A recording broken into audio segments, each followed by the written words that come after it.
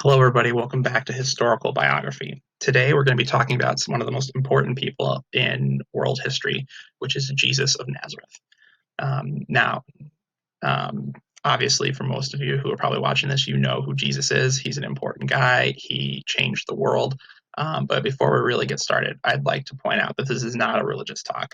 I'm not going to be discussing scripture. I'm not going to be trying to teach you the tenets of Christianity, right? This is about the historical person, Jesus, and what he did to change the world. So if you're looking for religious talk or something along those lines, you need to find another spot.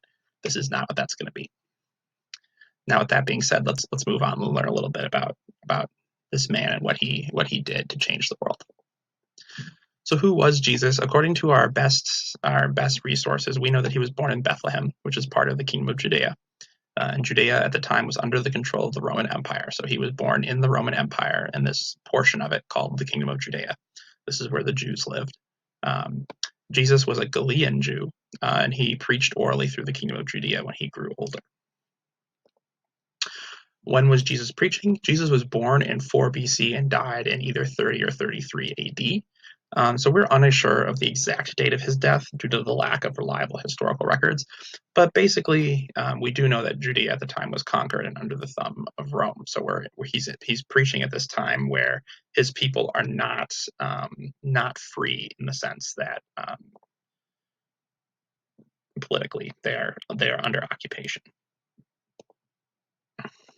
So the historical record on Jesus really, we only have a couple things that we can really draw on for this, and that would be the four canonical Gospels of the New Testament.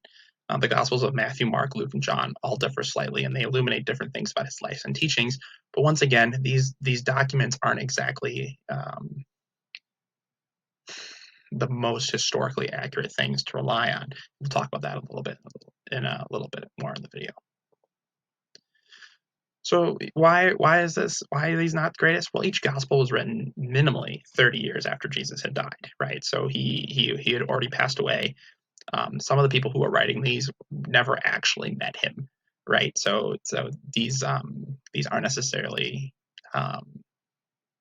filled with facts, right? Each author is inherently biased, right, at the time because they're trying to promote their new faith based on Jesus's teachings in life, right? They're going to embellish things because they want to make Christianity seem like a really cool thing, right? They have a specific need that they're trying to fulfill with these gospels, right? It's a religious text. It's not a historical account. And then also facts about Jesus are very general, and they focus more on establishing religious doctrine and ideology than they do about talking about his actual life and how he was like. Now, that being said, right, Jesus' teachings were pretty significant, right? He had several main themes, being redemption, everybody being equal in the eyes of God, and the entrance to the kingdom of heaven. And these themes attracted followers due to the social, economic, and political strain of being an occupied kingdom, and really of just being part of the Roman Empire. People who were living in this incredibly hierarchical society where they were on the bottom saw this as an attempt or a chance for them to rise up, either that be socially, economically, or politically. But then also just after death, right? They were guaranteed this glorious kingdom of heaven in this religion. So if they were to change to Christianity, then didn't matter how bad life was on earth, because afterwards they were going to be rewarded because God loved them. And that was a really big draw at the time due to the way the Roman Empire was structured and all the things that were happening at the time in the Roman Empire.